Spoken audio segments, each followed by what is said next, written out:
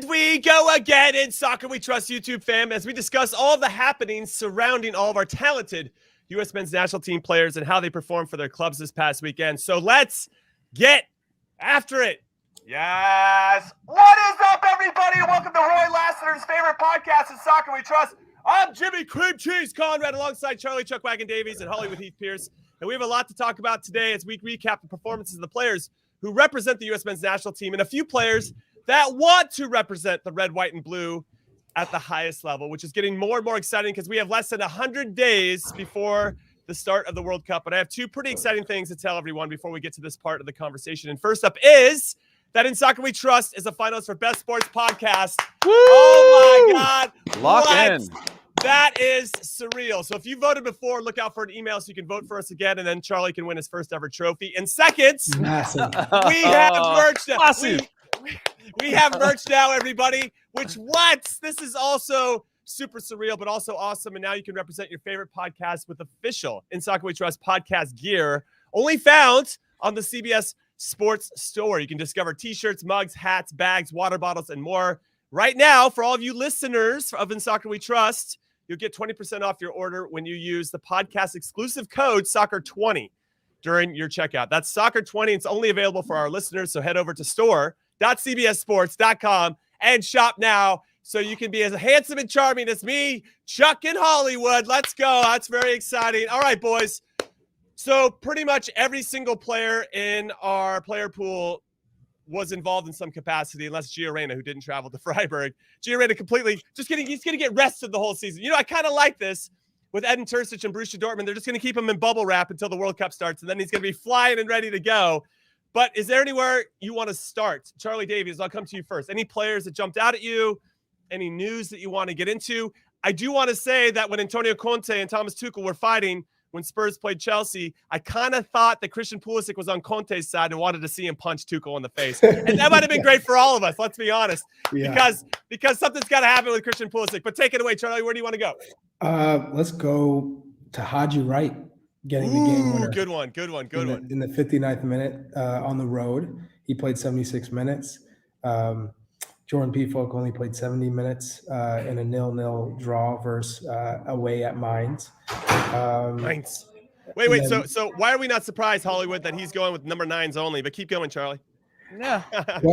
Why are we what? Sorry? Only going. You're talking about number 9s right now, and I appreciate it. You're our resident number 9, so I'm not surprised. I went Mark McKenzie right. Oh, you know what I think's going to happen right now, Jimmy? Is this guy's Charlie's about to talk about 46 players like he did last week, and then we're gonna give him the double thumbs up. He's got his whole list ready to go. Yeah, here we go. I'm leaning back so I can take this all in. Go ahead. And then Joe Scally played 90 minutes. And my fourth and final player is the 90 minutes from Yunus Musa. Yes. Nice choice. Which I loved. So the 1-0 win against Girona. Playing centrally. Yes. And Valencia was down a man for some time. And you know what I want to say about that, Charlie, really quick. Then I'll throw it to you, Heath, and you can name your 25 players. Even though Charlie only did 4. What I think we don't talk about enough is the ability of some of our players. I'm going to use Yunus Musa as an example. Pulisic, Gio Reyna, Brenden Aaronson. They're all really good at drawing fouls.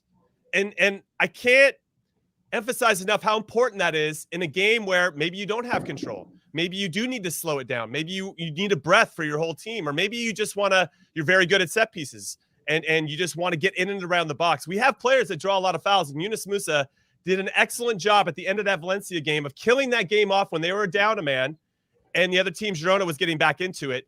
And he just breaks the lines with his running, draws a foul, kills the game off. They end up winning 1-0. And I just thought, I never really put that link together, Heath, where we got a lot of guys that are good at drawing fouls, and I think that's an underrated skill.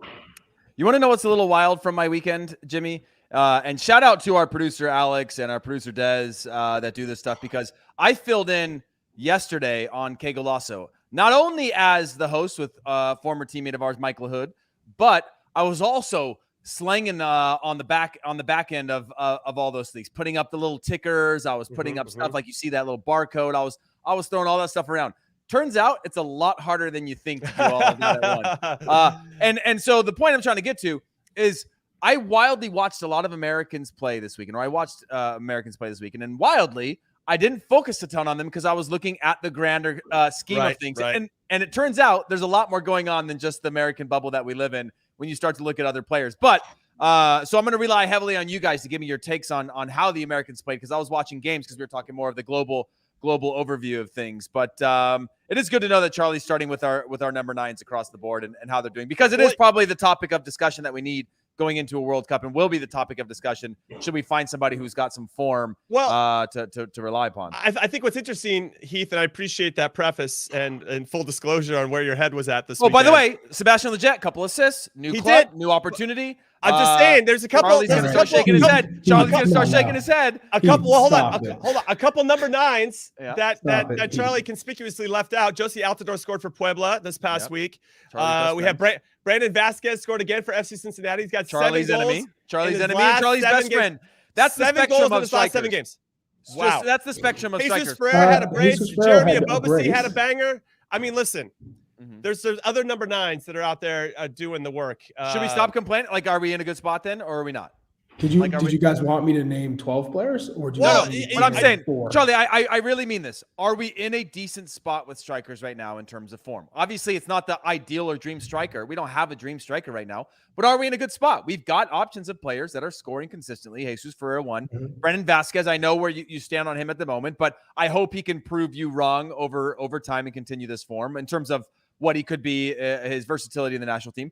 But are we in a good spot, or are we in a bad spot? Okay. I wouldn't say necessarily prove me wrong. I mean, it's just a fact. And I brought it up to him in person, actually. I think he's got to prove you wrong then if it's a fact, Charlie. Well, it's a fact that he tends to lose the ball in possession. It's with his passing. Who? Vasquez? Brandon Vasquez, yes. Okay. And it's not so much he can't make passes. He has made great passes in matches. But what I'm saying is, in the typical run of play, he will tend to lose the ball. Which is a massive more thing. often. Massive Right. at the international level. If you can't And hold that's the my ball, point. you can't play. No matter what you can do, because of the fact that you will never get to do what you are best at if you can't have the ball. We've had a lot of guys in the past. Josh Sargent is one that I think hasn't always held the ball up well for the national team either, or learned to use his body in hold-up play that I think stands out. So I agree with you. Okay. So here's my favorite part of the show, just for me. This is where I announced that I think Brandon Vasquez is going to be our next guest on Thursday's show. Let's go. I cannot wait. Hey, I've already had a conversation with him. I'm just saying. I can't wait. I can't wait. I want to see how Charlie. Charlie went and knocked on Brandon Vasquez's room and said, "Listen, man, I said you weren't good enough to be an all-star. One of those players that was better than you, dropped out. Therefore, you became good enough to be an all-star. I still think and as Brandon's closing the door to his hotel room going, hey, man, just like, let me chill. Charlie puts his foot in the door to like keep it open a little bit and leans his head inside and is like, yeah, and you lose the ball too much. You know? You got to hold the ball. Keep it simple, baby. Keep it simple. What I'm saying is I'm rooting for the kid. He's a good kid. I'm not going to lie. Having a conversation with him. You think about having a conversation with a how do you player. enter into that conversation? You put your arm around him and be like, listen, I'm Chuck Wagon Davies here. Probably said, you want the good news or the bad news? It was the good news, you get to spend time with Charlie Davies. That's me. The bad news is you got to hold the ball better. It was an interview, and I'm sitting down with him, and the way it came about was I'm gonna address the elephant in the room, right? I'm not gonna be one of those guys who hides behind his words. I said, Brenden, you're all-star. Congrats on an amazing season. But when it comes to the national team, in my opinion, I think that you have to develop in a couple of different areas of the game. One in particular is keeping the ball and connecting passes, because you can't lose, especially in a game where England, you're getting dominated. All of a sudden, the ball comes up to your feet, and let's say it's John Stones or whoever right on your back. You can't give the ball away. It comes right back down, and then you're chasing for another 5 to 10 minutes. I said, so in those instances on the international stage, keeping the ball and connecting passes are super important, sometimes way more important than anything else. Maybe more important than his fantastic runs, which he's been making with FC Cincinnati. So if you can improve in that area, and the pass percentage needs to come up, then you will make that the adjustment to the national team will be much easier for him. And he looked at me in the face. He's like, "You're right. I do need to improve there." Like that for me was, man, maturity, understanding. And he was just a good person. He talked about the things that he does do well, the things that he needs to improve on. So and I also got the chance to talk to Jesus Ferreira. And I was like, hey, you got the key right now. You are the striker. Put the pressure on. If the World Cup started tomorrow, come on our podcast. Yeah, I'll get him on. I said if the World Cup started tomorrow, he would be the starter. Just based on form alone, he would be the starter. And then you throw in the fact that he's been with the group. What do you need? Greg likes him. Greg likes him. And what do you need to do to keep that key? And he just talked about continuing to perform. One, he bagged another brace for San Jose, but just changing up his game, being a little bit more unpredictable. I think he has done that. The only problem with Jesus Ferreira is on the All-Star game, if you're the starting 9 for the national team, then I expect you to be starting or on the pitch. You're at the 9. He's playing in the left wing. He's playing on the right wing. And then with Dallas, sometimes he's playing the 10. He's not playing the 9, or he's playing a false 9. I'm like, hey, if you're playing the star striker for the U.S. men's national team, you better be at the 9. So I think with Leggett, now you're going to start to see him playing at the 9, and you have Ariola on one side. I like the options that he has. No, it's going to be interesting to see, and I love that you had those conversations with those guys, and we're being real with them. I think they would show you a different type of respect based on your experience, but then also your insight. So as much as we give you a hard time, we love that you're planting seeds of just helping get better as players, Charlie. So let's talk about a couple of managers that are taking the piss. Christian Pulisic played 6 minutes for Chelsea. And then we have Ricardo Pepi came on and played for 1 minute in Augsburg's surprising 2-1 win against Bayer Leverkusen. Which is not good. No. It's the writing's on the wall there. I mean, that's not going to – when you're young – what do you do? I feel like Ricardo Pepi's – like if these other guys start to emerge, Heath, Pepi could be out. He might have to make the team. Here's where it gets a little difficult because circumstantially, I wasn't a striker. I wasn't a teenager when I went to Germany, but I was I think I was 22 years old. And you're in a relegation fighting team. And I say this about Mark McKenzie too, right? Well, he's at Genk. If he doesn't play, where do you go? Like for maybe for a striker, somebody can take a flyer on you and you go somewhere else for 6 months, but you're still going to be expected to get in right away. And you're going to be judged at the national team level of can you score goals? Mark McKenzie is more of if he can go on loan. He played over the weekend, but didn't start in their first few.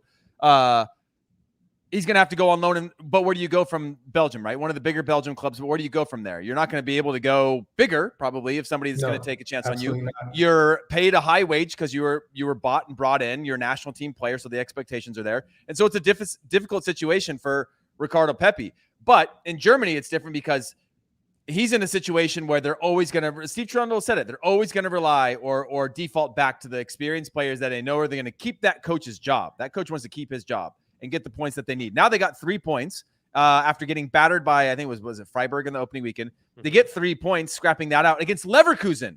And so you think Ricardo Pepi's going to be a starter now that they got points against Leverkusen, who finished third last year? No.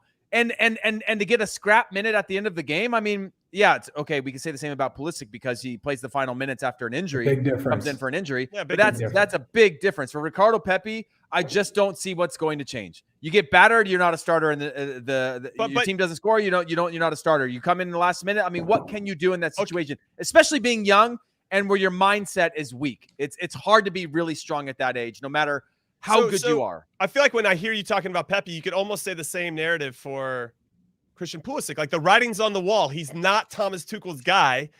And apparently Newcastle had some of their people in the stands at Stamford Bridge to watch this game. And now there's talk of him potentially coming to Newcastle. I don't know if he's going to accept that or if he wants to go.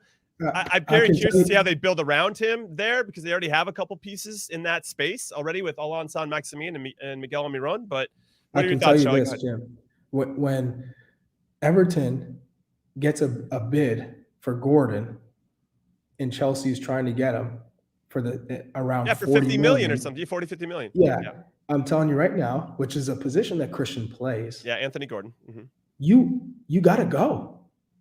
And I've been saying this from the very beginning. It was evident that Thomas Tuchel didn't rate him properly. Like, didn't give him the credit or the respect that he deserves for what he's able to do on the pitch. It felt like he did for a while though, but something changed, and I don't know what that was. It feels like there was some like one well, injury? yeah, maybe being injury prone, but I mean, he's not alone and isolated in that. They had plenty of guys that get injured all the time. I don't know. It's really fascinating for me. He needs to make a move. If he wants to play regular minutes, he needs to leave. Yeah, that's 100%. It's just a matter of, is it the right fit for him to go? Like, you're going to go to a new system, go to a new coach, potentially go to a new country. I mean, there's a whole bunch of different things that the grass might not be greener making that move. And you're already settled at Chelsea. You kind of know what you're going to get. You're still training at a high level. I don't know. But here's my take on just this in general. Sterling missed chances. Havertz missed sitter. Like Christian Pulisic, he's going to the bench the next game for that. Now, if they rotate him in, maybe it's that natural rotation after a few games, and you're tinkering like Tuchel does. But can he sustain in that? I'm not really sure. And those players, I think he's not. He's going to get games. To your point, he's going to get games. There's so many games to play. They play like Wednesday, Saturday. Once the Champions League starts, it's going to be crazy for them. Chuck. I'll just say, I mean, it's just absolutely not. If Sterling missed for sitters for 5 straight games, no matter what, Raheem Sterling is the guy. That's not happening. Kai Havertz, it seems like, is the guy for Thomas Tuchel. Christian Pulisic, for him, he needs to make a move to a club when you analyze a situation where he will be relied on to be a game changer, whether it's goals, assists, just being one of the attacking players that a team has to rely on. That's where he needs to go. At the end of the day, they're trying to bring in Aubameyang as well. I know. Right. It's crazy. Chelsea's not it for him. I mean, that's what it comes down to. The problem is I don't think clubs can really afford him at this point. So it would have to be a loan, right? So then it's trying to scramble, because right now there's a lot of clubs that have played a couple games, 1 or 2, and they're saying, hey, we're deficient in this area. So now we got to kind of make a panic move. That could probably play right into Christian's hands. Yeah, it's going to be interesting. I think there will be a move for Christian Pulisic in some capacity. I don't think he can stay with Chelsea. The one saving grace I would say about his situation is, just like I mentioned when I interrupted rudely, is when they're going to have a lot of games. They're going to have League Cup. They're going to have Champions League. They're going to have the Premier League. He's going to get some minutes. There's going to be some rotation with him in it. Right, exactly right. So can he be the guy somewhere else and get more valuable minutes? My only concern with Newcastle, very quickly, is that when Eddie Howe brought in Bruno Guimaraes, who is clearly a baller and better than most players on the team, he sat him for like the first 6 or 7 games because Newcastle were on this terrific run and didn't want to change up the lineup. He's super old school, and Bruno's obviously got the goods. And then Sven Botman, they just signed him. He didn't play for the first, game or 2 either because I don't know. It's just like Eddie Howe's thing. So I worry about, okay, Pulisic goes, and then we want to see him play right away, and he just might not as it pertains to that particular team. Who knows, though? Maybe the rules will be a little bit different for our American star, as it were. All right, let's pivot over to an area that I think is a bit of interest, is the center back position. Not a big surprise that I'm curious about that. Eric Palmer-Brown played for Troyes this past weekend. They lost 3-0 at home to Toulouse. He wasn't at fault for any of the 3 goals directly, but this is something I said about Aaron Long last week. There's still other things that you can do to make the game easier for your teammates, to help solve problems. It's not necessarily your responsibility to hold everybody's hand, but are you doing other things to help kill chances for other teams, or putting guys in good spots to make plays, or to anticipate that somebody might be making a mistake? Now, it's me holding them to a high standard, a super high standard.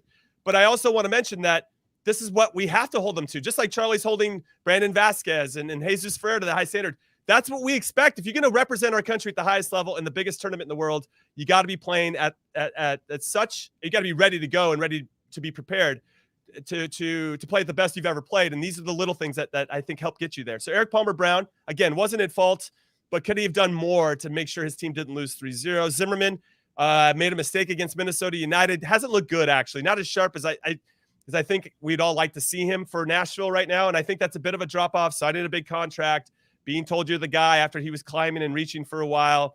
And now I think that pressure might be getting to him. And I know he answered some questions about that at the All-Star game, that it's hard for him not to look ahead and think about what's happening with the World Cup. Aaron Long lost 1-0 to Orlando City. Again, he wasn't involved directly with the goal, but could he have done a little bit something better?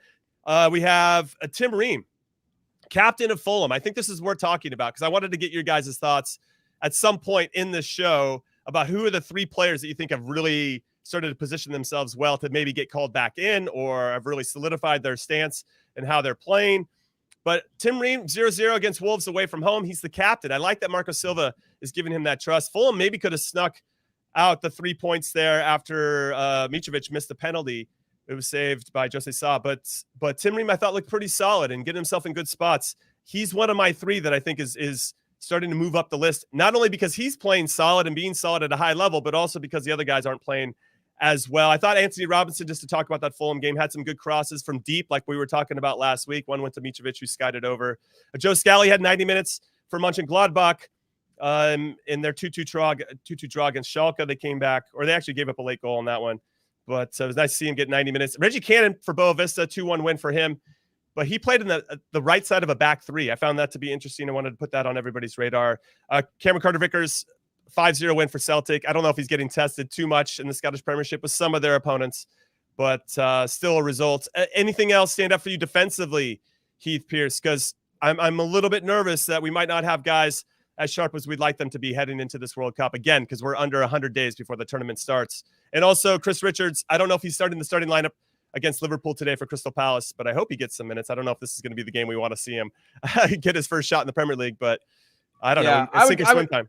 I would guess that there would have been some even rumors worth latching sinking our teeth into if Chris Richards was going to be potentially starting this weekend. But crazier things have happened. Sure. One of them, one player from the weekend that not a defender, but Folarin Balogun, unbelievable performance, 64 minutes this weekend in Ligue 1. And then the other one that I keep on coming back to because we keep talking about Tim Ream. And I don't know if it's worth it. I know he wasn't a top player. He was traded to Colorado from Philadelphia, signed by Arsenal, loaned out.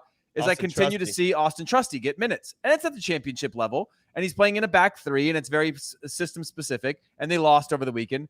But is it too late to have a look at him to see what his level is? I know that he's been, I believe he's been called into a January camp or something like that in the past. I could be wrong on that. But he's another one that's playing minutes that I'd like to just see or continue to monitor in terms of our, just putting pressure on our starters to have to stay improve their game. Aaron Long, high highs, low lows at the moment in his form. We know what we're going to get from Walker Zimmerman. He's probably the one that we know that's going to be a 7 or an 8 every time, but probably not going to be a 9 or a 10 for our national team. So I'm just looking for not answers, but anyone that can, Charlie, I'm sure it was for you and Jimmy, when you feel a little bit of that pressure and you lose that comfort. And the national team, you always have that pressure, but a little bit of that, somebody's knocking on my door, like you have in a club scenario where you're competing with an opponent and or a teammate for a spot. You've also got a young player coming up behind you. That could change a dynamic of the way people play if they just get that in their head. Or Greg Berhalter's able to say, hey, there's guys knocking on the door right now. You're going to have to do X, Y, and Z. Now, Charlie, do you think that Greg is more of a I trust who I trust and it doesn't really matter about form? I think that actually goes for a couple players that we've talked about. It doesn't matter how they're playing. They're still going to probably be in the starting lineup or definitely going to the World Cup. But as it pertains to our center backs, it's interesting. This is going to be interesting to see how it plays out. Maybe not in the 4 that he ends up selecting for the center backs, but maybe the ones that start. And I wonder if Tim Ream is now going to factor back into the equation if he continues to play at this level, because he's been pretty solid these first 2 games for Fulham. He has been solid. But again, when you sit back and everything's in front of you, it's much easier for a player like Tim Ream. When you're playing high lines, just like we heard from John Anthony Brooks, it doesn't work. And John Anthony Brooks, he signed his certificate of ending his national team career when he said, I'm going to go to Saudi Arabia and take a big fat paycheck. So that kind of shows me where he is mentally. Like he was like, I've already played in the World Cup. I'm good. So there wasn't really a push to say, I'm going to do whatever it takes to make a move so I can get back on the national team. So I think that kind of wraps that up. I think in terms of center backs, Chris Richards, Aaron Long, Walker Zimmerman, Cameron Carter-Vickers, I'd say that's your 4 right there. You're looking on, I guess, on the guys on the outside looking in, Mark McKenzie, if he starts playing every game, Austin Trusty, if he continues to play and starts getting maybe a couple goals off the set pieces. But yeah, I mean, we know in a World Cup, it's not always going to be a high line. It's not always going to be aggressive pressure. You're going to have to sit back. You're going to have to absorb pressure, but it's just making smart decisions. I know we always talk about building out of the back, but sometimes you need a striker to run into a channel to create some space. Right. I think against an England, that's going to be huge. Even against a Wales, when you can create space and dump it into space and have a striker who can hold it up. So, yeah, I think there are some things that I know we didn't mention. Malik Tillman. We're going to get to him in a second. Hold on. Press timeout on that because I want to finish the center back talk. I think what's kind of crazy for me is that we only have 2 meaningful friendlies left against Japan and Saudi Arabia, and we don't have our center back pairing sorted out. I feel like going into the 2006 World Cup that I played in, it was clearly Eddie Pope and Oguchi Onyewu, right? 2010, Jada Merritt and Oguchi Onyewu. 2014, it was Matt Beasler and Omar Gonzalez or John Anthony Brooks, right? It just felt like that was sorted out. And we knew who that was. We knew who we trusted and who was going to move. I don't think we know that. I don't know if we have that figured out yet. And that gives me a little cause for concern. Now, let's move to Malik Tillman. We'll come back to that conversation at some point, whether it's this show or another one in the future. Malik Tillman, for me, is another one of my 3 that's moving up the chart. He's got 2 goals in his last 2 games for Rangers, and both of them are getting some headers at the back post, little back post cheddar, as I like to call it. Now, Heath, I'm going to throw it to you about Malik Tillman. I mean, I know that you didn't maybe get to watch all of them because you were paying attention to some other stuff for Que Golazo, but there's something about his game on his loan from Bayern Munich to Rangers and that trust that he's getting from Gio van Bronckhorst, who's obviously a heavily decorated player and now a well-respected manager for the Scottish club, where he's putting some trust, not only in Tillman, but also James Sands. That's another name we could throw out there as someone who might have a late bid for that center back spot because he can play multiple positions. But Malik Tillman, I think, might be getting close if he continues his form to maybe getting a longer look as a sub or as a starter against Japan and Saudi Arabia. Yeah, I mean, I don't know where. I do believe. Out wide, yeah. Yeah, I do believe when you hear the hype coming out of Dortmund for players or coming out of a Bayern Munich for players, it tends to be pretty real.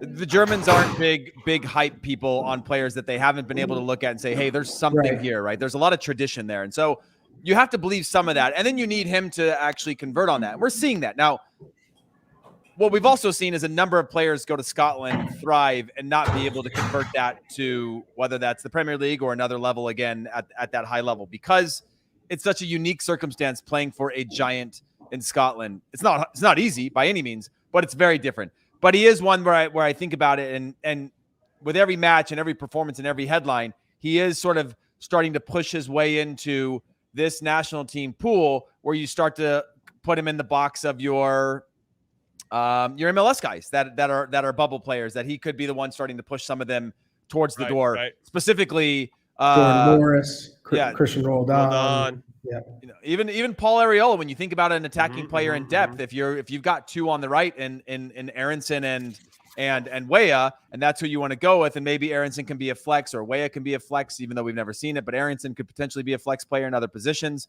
You start to look and say, who else can bring me? Or who else can I use in other circumstances? And he's one that could play in a couple positions and has a ton of upside. Not the experience of Paul Arriola, but yeah, you're starting to push more and more, like we saw with Lletget as Luca De La Torre came in, and you start to sort of push these guys who've been big contributors over time out the door or to the fringes a bit. Well, now speaking about Luca De La Torre really quick, he was on the 18 for Celta de Vigo, but he did not play this past weekend, unfortunately. But back to Malik Tillman, because I want to get your thoughts on him, Charlie. He has a big game tomorrow, as does James Sands, who got rested over the weekend, or at least that's what I'm thinking. He wasn't in the 18, so I think he's being rested. They play against PSV Eindhoven in Champions League qualifying tomorrow on Paramount Plus. I'm going to watch that game very, very specifically for Malik Tillman and James Sands. That's a big moment for him for the reasons that Heath was talking about, because, okay, some of the competition in Scotland, maybe not as tough of a test as maybe some of the other players that are playing in other leagues around Europe, but PSV is a very, very good team. They know how to navigate the high seas of qualifying for the Champions League. And this is going to be, I think, one of the biggest games in Malik Tillman's career. Without being over dramatic, I really think that's the truth for a lot of different reasons, not only for his club form, but also for the national team. Yeah, and I would say, unfortunately, Richie Ledesma got hurt. I know in the start over the weekend, so he's not in the squad to travel to put for this match. But have they put out the diagnosis on the injury? No, but I know it was a red card challenge on him, and he had to limp off. So from just reading what they had to say, it wasn't something that's going to be a long-term injury. So that's good news. But you also get to see, the players who are kind of in consideration in the midfield for PSV, what that looks like, because that'll give you a good idea of what Ledesma is training up against every day. So it is a big match for Tillman. I think for me, I just need to see him accelerate off the ball. I don't think his top speed is all that impressive, but I do think that he may be able to bring something different to the game in terms of his ball movement and his tactical positions on the field. So it'll be a good chance to see what he's got. Man, Coach Chuck got the coaching hat on these days. That's you over there, Coach Chuck? Yeah, what's going on over there? I don't even see what's happening. From pundit to coach all of a sudden. Unbelievable. All right, everybody, we're going to take our first and only break of In Soccer We Trust. When we return, we're going to talk about Leeds' performance against Southampton this weekend and some great news about Juventus' Weston McKennie. Don't go anywhere. Now streaming. Celebrate South Park's 25th anniversary with performances by Primus, Ween, and Trey Parker and Matt Stone. Everyone hear me okay? South Park at Red Rocks, the 25th anniversary concert. Now streaming on Paramount Plus. Welcome back to In Soccer We Trust. I'm Cream Cheese Conrad with Chuck Wagon Davies and Hollywood Heath Pearce. And before we get into more national team talk or national team players that are playing around the world, I have to let everybody know that Paramount Plus is the only place to stream every minute of every Serie A match. And you can quickly and easily sign up for your very own account right now with a free 1-month trial by going to ParamountPlus.com/Italy. Just click the try it free button and use promo code Italy for instant access to the best Italian club soccer, also known as Calcio, available. And it's also across all of your devices. Visit ParamountPlus.com/Italy and start streaming today. And you can see Juventus Sassuolo, which is about to kick off. Now, Juve just announced that Weston McKennie has been included in their matchday squad for their opening Serie A fixture today. He dislocated his shoulder 14 days ago and was expected to be out for 3 to 4 weeks. He's doomed. I can't remember which one of you was like, "Oh, he's doomed. Weston's out for a long time." That was probably me. I probably add more drama than I need to these, but excited that he's back and included. We knew that he was training. We didn't know how quickly that meant he was going to be back in the team. This is interesting news. Heath, I'll come to you. Weston McKennie obviously could be a really pivotal player for us in the World Cup and beyond. How excited are you about this? Oh, I'm super excited. I mean, obviously, I always worry about anybody that's being rushed back, especially something shoulder related, because it always seems good. Shoulders, because it's not like feet, you can work with it, but it just takes one tug, one pull, one of these natural movements that sometimes you're guarded in a game. Guy goes by you and you go to grab him, and it starts you all over again because it's just that things take time to heal. But I'm super stoked to have him back in the 18 again and be a contributor, especially during a crucial time where he could establish himself as the starter with other injuries at Juventus right now. Yeah, how about you, Charlie? This is a pretty big deal now with Paul Pogba out. As Heath was alluding to, good opportunity for him to get back in the team and kind of establish himself in this season's version of Maxi Allegri's team. But that includes a Paul Pogba and eventually a Federico Chiesa, because there's a couple of spots where I think he could play out wide. I don't think you can get the most out of him, but he still would be dangerous. He's got that X factor to him that I don't think a lot of our players have in our player pool. Yeah, you got to keep him central. And this is an opportunity he doesn't want to let slide, right? You don't have Paul Pogba there. You want to play. And you want to show what you mean to this team, this new version of Juve in 2022. So if he can cement himself before Pogba comes back, then he plays with him. And I think that was probably going to be the plan. But now for sure that you can be the guy, one of the guys in midfield. Yeah, it's going to be interesting to see. how Allegri uses him this year because of Pogba with Locatelli, Zakaria now getting a full offseason around Allegri and the team. So some options, obviously good options for the club to have, but we obviously want that to turn into valuable and meaningful minutes for Weston McKennie. Very similar to, it's cool that Christian Pulisic's playing with Raheem Sterling and all these guys, but we want him to play as well, not just watch it and have great seats to watching some of these players play up close. All right, let's talk a little bit about Leeds. We haven't done that yet. Hey, Jimmy, real quick, just because I saw this comment in the comment section, it looks like, and I haven't fact checked this, but it seems like it, that John Lukumi is being sold to Bologna in Italy, which now opens up that spot ideally for Mark McKenzie to be a starter for the full season, which was a contingency, which I think is a great thing. National team aside, he played over the weekend after not starting the first games, but a good moment for his career of what was looking like another difficult situation for him this season. That maybe we'll see what kind of form he can get into heading into the World Cup.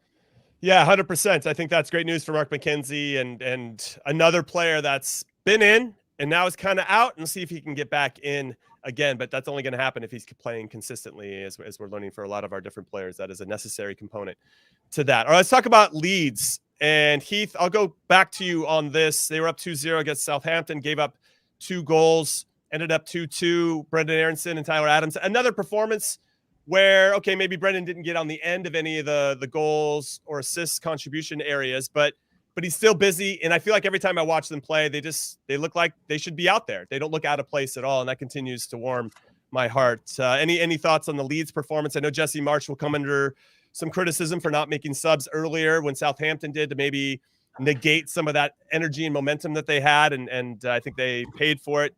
I'll say the same about Conte. I'll say the same about Tuchel, none of which made one sub before like the 78th minute, something like that. But yeah, on the Leeds match, obviously a little bit worrying in terms of going up 2-0 and then not being able to hold that lead. But points are points right now at this section of the season. If you were to come out and say 4 points after 2 match days, you'd be pretty happy. Obviously, you're going to scrutinize every single performance and know that you had 3 points of potential in that match, but they're going to have to grind. And so to be able to leave that match with a point, knowing they've got a long season, it's an early learning moment.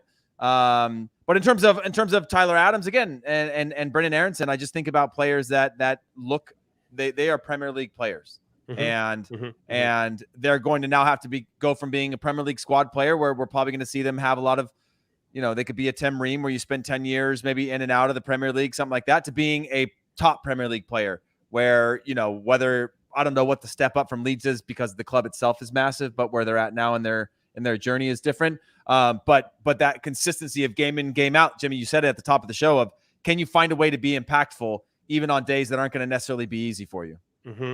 Now, Leeds got Chelsea this upcoming weekend at home at Ellen Road, Charlie, and then they play Barnsley midweek at home in the League Cup. I'll be at that game. I've spoken with Jesse Marsch, and I'm going to go to training on Tuesday before the game, and then I'm going to go to the game on Wednesday. I'm absolutely buzzing, and as I mentioned on the last show, I'm going to go pick up a bunch of Tyler Adams and Brenden Aaronson jerseys, and we'll give a few away here on In Soccer We Trust, just to throw it out there for you guys. And then they play away to Brighton. Not an easy game, but not one that's not winnable. Then they're home to Everton. They should win that, given what Everton looks like. And then away to Brentford. We just saw what they did to Manchester United, so not an easy one. And then Nottingham Forest. I mean, none of those games are easy, but when you look at it on paper, they're easier than some of the top 6 clubs that they're going to be facing a little bit later, outside of the Chelsea game, of course. What do you think that Jesse Marsch and Brenden Aaronson, Tyler Adams take away from this as they lead into a very big game against the Blues? I think what they take away from the experience over the past 2 games is just the ups and downs of the Premier League and knowing when to how to manage games. I think, you look at the first week, Brenden Aaronson led the English Premier League in pressures. Like Greg Berhalter sitting there like, let's go. Yeah. Pressing. I want 11 Brenden Aaronsons in my life. Yeah, and Tyler Adams led in distance covered. I mean, he was top 3 over the weekend. So in terms of those 2 players picking up this incredible experience, playing against the top teams in the league, that this next one against Chelsea, that's what you want. I mean, you're talking about a World Cup. That's as close as it gets to World Cup competition against some of those top players. So if Leeds were to get the lead against Chelsea, then you have to. Jesse Marsch is going to say, "Man, I got to go back to the tactics and figure out how to adjust things because we can't open ourselves up." And sometimes you go from that high, ultra crazy press to saying, "Hey, no, now we're going to stay in low blocks, not going to give up space, stay condensed." But when they enter a certain portion of the field, then we go, and then we look to counter. So it'll be interesting to see how, I guess, the in-game adjustments from Jesse Marsch. Yeah, I'm kind of curious too, from a matchup perspective, Heath, about Brenden Aaronson going up against a Cucurella if he sets up on the right, or Reece James potentially if he sets up on the left, which could be a preview of what we're going to see with the U.S. taking on England in the World Cup. Assuming Gareth Southgate goes with Reece James, he might go with Kyle Walker, he might go with Trent Alexander-Arnold, and wow, could you imagine having that much depth? We got three right backs too, Jimmy. Relax, that's true. That's fair. I mean? I'm just saying that is a crazy problem to have. We got three right backs. We got seven if you want them. We got seven if you want them. That's true. We have quite a few in that particular. How many left backs do we have here? Oh, all of them. All of them. They can play on both sides, Charlie. Come on, buddy. Come on. Bring them in. So then we got Tyler Adams, who obviously going to keep an eye on Raheem Sterling, Kai Havertz, N'Golo Kanté looks like he's going to be out with a hamstring injury. Mason Mount. So Tyler Adams versus Mason Mount is something I'm very curious to see. Hopefully Christian gets to start, of course, but given how Tuchel's been treating him, I don't expect that to happen. Who do you think is going to have the bigger test? Who do you think is going to get more out of this? Or do you think they're both kind of equal in terms of what they can gain from this? Because Tyler Adams versus Mason Mount, that pumps me up. And obviously Brenden Aaronson running at Reece James pumps me up as well. Yeah, Tyler Adams, like I said, when he's in a comfortable situation, I like the things he does really well are standout. But to be complete in his position, he's going to have to add some other pieces, this is why he's in this challenging situation, right? Can he be a little bit better on the ball in terms of his build-up play? Can he break down lines with his passing, which we did see in the opening week, but to do that consistently, to add tools to his game, and then defensively, can he know when to step, when to drop, to not leave the team exposed in terms of the speed of the Premier League? Like, take Mason Mount out of that conversation. And then Brenden Aaronson, that's just a great matchup. And again, playing against a back three or back five, so to speak, versus a back four is going to be ways in which we're probably going to have to face that, or Brenden Aaronson's going to have to face that and find ways to be effective, whether that's tucking inside, staying out wide and isolating, things like that. So I think it's equal in my mind. Who has more to prove at this point? I'd say probably Tyler Adams, to be honest with you. Brenden Aaronson, I think, has shown what he does at the highest level, and that's going to always be team or tactical specific to be effective, right? Tyler Adams has, he can play in a few different types of systems, or has the potential to play in a few different types of systems to be effective. Yeah, I would say I agree with you about Tyler Adams. It's one thing to play against Wolves and to play against Southampton, but Chelsea's just a different kettle of fish. I don't know. I was trying to find the right phrase from that one. I don't even think that one's that cool, but I'm going to say it anyway. But I think there is something Definitely about Brenden Aaronson. And to your point of how do they get Brenden Aaronson the ball where he can be the most effective? I think that at times could be an issue for Leeds throughout the season, where they're working so hard to do it. It looks like they want to press and try to win the ball high up the field, of course. And then Brendan, Jack Harrison, those guys, Rodrigo can get the ball and do their thing. But I still wonder now with Patrick Bamford looking like he might be out as well, how that impacts their team and what other teams and how they defend. This is another Leeds podcast here, but I want to say, Charlie, who do you want to see most in this game out of Brenden Aaronson? And I know we'll preview a little bit in an upcoming podcast before the weekend starts, but I kind of want to get your thoughts now because I'm excited to talk about it.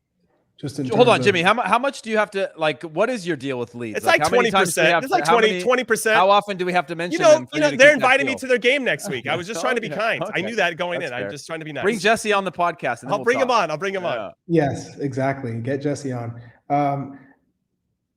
I think in this case, I want to see what Brenden Aaronson does against Chelsea. Out of the two players, who stands to, I think, impress us the most in this situation, I think it's Brenden Aaronson. We know what we're going to get from Tyler Adams. We know he's going to play the six. He's going to protect the back four. We're well aware of kind of his capabilities. I think Brenden Aaronson just continues to surprise us all. I don't think anyone necessarily thought he would hit the ground running as he has in the English Premier League with Leeds United. So now you've played a couple of good teams, but not great teams by any means. Now you're playing against Chelsea. It's a different beast. So yeah, it's a different beast. If you can do it against Chelsea and keep up the same intensity and create the same amount of chances playing between the lines, the pressures, that for me, will say he's got to be in the starting 11 direct for the U.S. men's national team come Qatar. Okay, now before we get into a little something we're going to call 3 up, 3 down at the end of the show. So you guys, like 3 guys that are maybe moving up the list for you and 3 that are maybe moving down. It doesn't have to be big movements one way or the other, but just want to get your thoughts on that so you can start to collect those right now.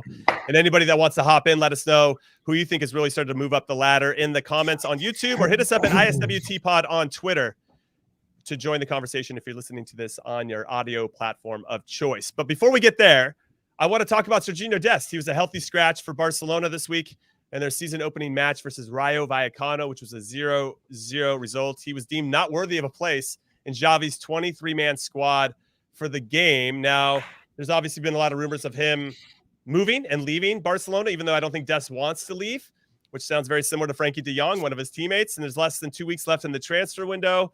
Xavi said this after the game: it was a technical decision. Of course, we have many possibilities to choose players. He knows my opinion about him. And this is, of course, a pity because many players cannot play, but this is football, no? That's what Xavi said. That doesn't sound like a ringing endorsement, Heath Pearce. What do you think happens, Sergiño? Or Charlie, go tactical, ahead. You both know, when you hear tactical is the reason, that means you're just whack. so that's that's the worst thing you can use against me is tactical. Don't tell me I'm not in the squad because of tactical reasons. You could tell me I've had a horrible week of training, I'm coming back from injury, or I'm not fit, whatever it is. Don't tell me tactical, because I would say I can play in any game. Like don't tell me because the team's a little bit more aggressive or they sit back, that's the reason I'm not playing. Oh, we just got word in. Weston McKennie is starting today. Wow, that is like breaking news here on the Soccer We Trust podcast. Throw him Weston in. McKennie getting the start. Why not? If his shoulder's good enough to train, let's let him play. Can I give you my 3 up then? Yeah, you want to go 3 up? You're going to go right into it. We know Brandon Vasquez down. We know Weston McKennie's up. So Weston McKennie. Okay, that's an easy one. So he's up. Brandon Vasquez up. All right. Oh, there he is, ringing endorsement. Charlie just called him the starter in the World Cup. That's crazy. Heath, it's only because I just told him that he's going to be a guest this week, potentially. Yeah, exactly. He's going to change his tune. And Brenden Aaronson is an up. Brenden Aaronson. Yeah. Interesting. Is that because Pulisic is potentially not playing, and that just gives Christian's a down? He's a down. Yeah, he's a down for me. Just give us your other downs. Yeah, just go right into it. Yeah, my 3 downs. Luca de la Torre, Christian Pulisic. Now, these are big downs. They're just little incremental downs, right? Yeah. It's just an arrow next to their name. That's all. It just means it's directional. It just means that Christian Pulisic isn't going to start, according to Charlie. It's fine. It's not the end of the world. And my 3rd one is Matt Turner. Matt Turner. He just took a stray. You know what's sad? You know what's sad? I got Zach Steffen again, no clean sheet on my down. I've got Ricardo Pepi on my down just because that arrow might get a little bit longer with the way I'm thinking this could play out for him. I could be wrong, but that's strikers. That's a way different battle when you're not in. And then Gio Reyna was down just because he went from being on the bench to not being on the bench again. And I'm just wondering what's the issue here? What's going on? Which is kind of just leaves me sad because he is a generational talent for the national team or for the U.S. soccer. Right. And it's just to see this kind of back and forth. We're losing a lot of crucial time, not just in his physical development, but just mentally what that can do to a player over time. It's hard. It becomes harder and harder to deal with no matter what. So those are my downs. My ups were Brenden Aaronson. I think that's a really strong up. Can I give a Jesse Marsh up? I know he's not a player. Stop sure. Okay, fine. I'm not giving Jesse Marsh. I'm going with Matthew Hoppe getting a minute because I was wondering, where is Matthew Hoppe? He got his deal and he got a minute. That's an up for me because now it's okay, can you extend that to 2 and then 90? Because he's another player that I think he's another player that I like in terms of what he can bring, and he's just been missing for a year, and so can only go up from here. Yeah, it's an up. When you're down, there's only up. So it's an up for me that he's actually they're showing him signs that he could be a contributor right away, which I think is a good look as opposed to a desperate look as a squad player. And then we never know what's going to happen. And then number 3 is Joe Scally. This guy was not supposed to start this season. With blanking on his name coming back. That's a veteran Austrian player in the squad. He's started 2 in a row now. And Gladbach are near the top of the table. So just a player that's continuing to maybe it's not this World Cup, but to show that he's an international quality player, that he's got some upside, that he can handle adversity, because you guys know that's the full package that you have to have if you're going to play at the national team or international level. You have to be able to continuously face adversity at all costs. For him to continue to grind, I respect that. So he's an up in my book. Okay, I respect that. I had Malik Tillman, as I mentioned before. Tim Ream is going up in my book. I had Brenden Vasquez, but I'll change it just because Charlie called it for him. Matt Miazga played 66 minutes for FC Cincinnati, and he's alive, everybody. I didn't even know Matt Miazga was still alive. So that if I'm giving Hoppy an up for 1 minute, I'll let you have Miazga. I'm just saying that because I just like, we're seeing him. He's not Bigfoot. He's actually a real person, the Loch Ness Monster. So that's just a small up for him. I don't know if that's going to help at all, but I just wanted to give him a shout out just because we hadn't mentioned Matt Miazga in a very, very long time. The downs, Ricardo Pepi, I'll have to jump on that train, unfortunately. Kind of getting outside of the pool. I'm pretty disappointed for Kevin Paredes, who's at Wolfsburg, not even in the 18 this week. I don't know. He's healthy, but got a healthy scratch there. And then anybody on the Seattle Sounders, Roldan, Jordan Morris, like that team is not playing well right now. And I don't think that's helping their cause going into this. You would have never thought, considering they were all-stars. Let's go. Yeah. So it's popularity vote. So just kind of throwing that out there with regard to that. Busio and Tessman both started and played for Venezia, and they lost to Genoa. So you got guys kind of on the. I know we're getting to the end of the show, but I guess I know Charlie's got a bolt here. But Charlie, do you like playing every single match, 36 games or whatever, 38 games in Serie B? Tessman, yes, for sure. But Busio? Yeah, I think loss of a year, or you think it's good? No, I think it's good for both of them. I do think you're playing consistent minutes. Yeah, it's Serie B, but if you're playing every game and you're growing and the team's doing well, I think it's going to be fantastic for their development. Yeah, that's a good shout. Looking at the lineups here for Weston McKennie, starting with Locatelli, Zakaria, Cuadrado, Di Maria, Vlahovic. Pretty good front 5, front 6. So excited to see how he performs today, and obviously keeping an eye on that shoulder in particular, because if he takes the risk and he gets hurt again, that's just putting him back. That's just me being my dad. I'm wearing my dad hat, everybody.